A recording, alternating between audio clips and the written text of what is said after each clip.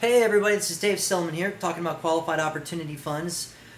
In this episode today, we're going to go ahead and answer some questions specifically that I've been getting from investors, and this really is going to be titled, Why Investors Should Invest in Qualified Opportunity Funds. And so we're going to just kind of jump right into it. First question is this, as an investor, is there a maximum that I can invest? And the answer is no. Sky's the limit. IRS estimates that there's $6.2 trillion worth of qualified opportunity funds available for investors to roll into their capital gains into these qualified opportunity funds. There is no cap. How about a minimum?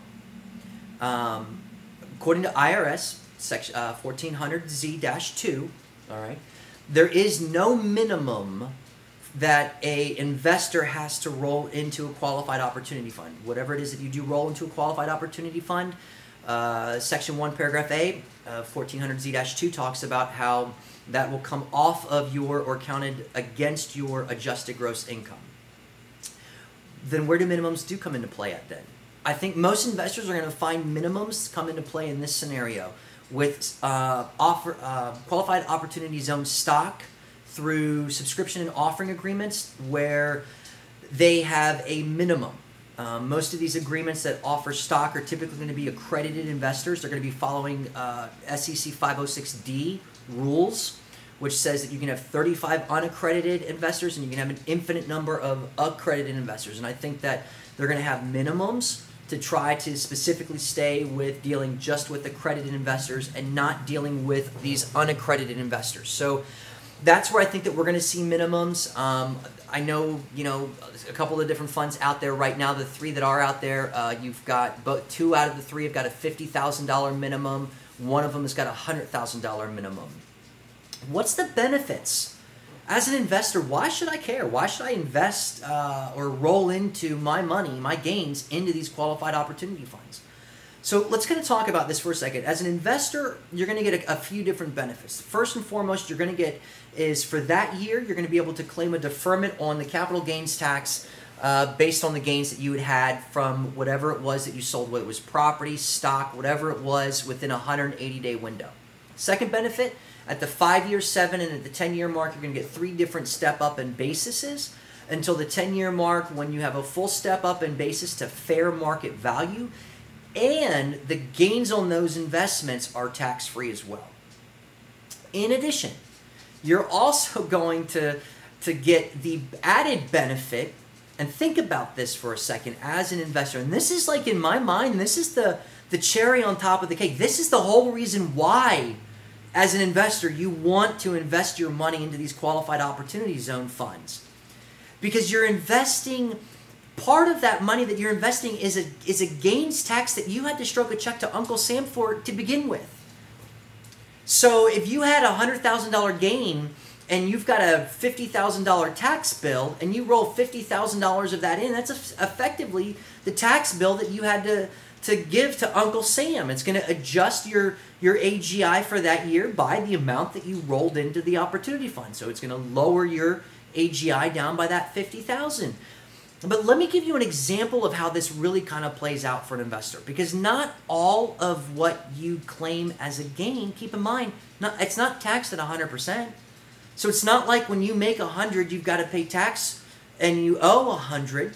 When you make 100,000 on a gain, you might only have a $25,000, $30,000 tax bill, depending on whether it's considered to be a short-term or a long-term, depending on what your adjusted gross income is, and a number of other factors, of which, of course, your financial advisor, specifically your tax advisor, will be able to walk you through and answer. But as an investor, though, you're not paying Uncle Sam. You earned 100, you made 100, you're not paying him 100. You're only responsible for a tax on that might only be a $30,000, $40,000 tax. So you can roll in, and it might be that you end up rolling in the amount that you had to pay for taxes. So let's say you made a gain on a $100,000 sale of stock, and your taxes was 30 grand. So you roll the 30 grand into it. That's the tax money. That's Uncle Sam's money. You can just forget about that. That's your first set. That's a benefit to you. But to lower your AGI down to the point to where your tax bracket or whatever it is that your final bill is to Uncle Sam It might only be another, let's say, $5,000 or $10,000 rollover investment to get you to that point of not paying any taxes.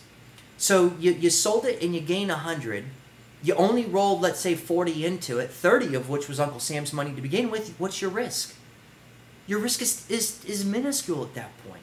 It's $10,000.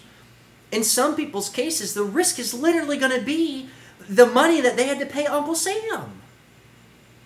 Which at that point means that your risk as an investor is zero. Whatever the fund does goes up in value. Whatever that fund does, it's all a benefit to you at that point. And what have you lost? The money that you had to pay the government, and you chose to roll it into an opportunity fund instead. So there's definitely, for investors, if you're not looking at opportunity funds, you're missing the boat. Plain and simple, period. These things are brand new. There's $6.2 trillion in estimated unrealized gains that could have been going into these opportunity funds. You need to find one if you've got a gain or an unrealized gain on something that you sold within these last 180 days. You need to find an opportunity fund. Take a look at opportunity-funds.com, a solid fund directory of both qualified zone projects, providers such as myself that offer consulting and answer questions regarding qualified opportunity funds, and then also funds that you can physically invest in. If you're looking for an active fund right now, there are 3 active funds that are accepting investors. In my opinion, the best fund right now is the Sakari Lux Fund. I'll put a link into the description. If you want to learn more about me, if you've got questions, maybe you're an investor. Here's a question that I get a lot. As an investor, can I set up my own opportunity fund? And can I roll my money that I got to pay into a fund that I control? And the answer is yes. As an investor, yes, you can. You can self-certify. Now, you're going to want to do it probably through a zone stock, and so there's going to be memorandums and there's going to be SEC filings, and your fund ultimately does have to get listed and approved by the Department of Treasury, and that's going to happen through IRS certification. But yes, absolutely, you can set up a fund that you can control and self-regulate and roll in your gains that you would pay taxes on into a fund. It just has to be established after December 31st, 2017. Obviously, there's guidance per the IRS on what the fund can and can't invest into, how much of the fund has to be used, where they have to be used at in these opportunity zones, these qualified opportunity zone projects, these residential, commercial projects, and 90% of the fund has to go back in. And if you're not, there's penalties. But as long as you're aware of all that, as long as you've got a quality consultant that is setting your fund up right, and you're doing things the right way, yeah, you don't even have to send that check to Uncle Sam at all. And you don't have to put it into a fund that maybe you don't trust. Here's another question that I get a lot of. As an investor, what should I be looking for? Okay, so this program exists. I go to my CPA, my financial planner. They tell me about it. Great. Now I go to YouTube, where you're probably watching this video or any of the other number of videos that we've got out there. But what do I do? What should I be looking for as an investor? I don't want to lose my money. I do want to be able to make sure that I'm getting some sort of return on my investment. I want to be able to know that that in 5 years, 7 years, 10 years, if I go to cash it out, there's a exit strategy. So here's what I would tell as an investor. I would tell you that you want to look for. Number one, you want to look for a fund that's transparent. Take a look at the team. What does the team have? What's their background? Are they just strictly stocks and bond manager? These funds are real estate. If you're looking at an opportunity fund and there's nobody that's involved with mortgages, real estate, anything to that nature, and it's just a bunch of white-collar guys that know how to manage stocks and bonds, I'm going to tell you right now, I don't know that would be the best fund to invest my money into. Because what is their background in real estate? So I would look for funds that have a solid team. Do they have a plan? Yes, the program is brand new. The funds are brand new. The ability for you to invest, it's brand new. But the concept of investing in anything, period, is not. So does this investment vehicle, does it have a plan for growth? Does it have forecasted financial statements? Does it have a forecasted market statement?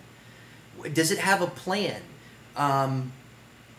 Is it a corporation or is it a partnership?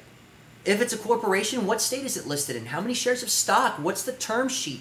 Is there a private offering memorandum? If this is a zone stock Right now, all of these, you should, as an investor, should be able to take a look at the private offering memorandum and the term sheet on what these funds are doing, how much they're seeking, who, what, when, where, why, and how. You should be able to take a look at the governance. You should be able to look at everything that is involved with these qualified opportunity funds as an investor. Again, I would tell you, take a look at the Sakari Lux Fund. It's a prime example of an offering memorandum that is as transparent as they come. But for more resources, check out opportunity-funds.com. Check out sakarilux.com. And if you're looking for help, if you need to get an opportunity fund set up, I offer a turnkey opportunity fund creation.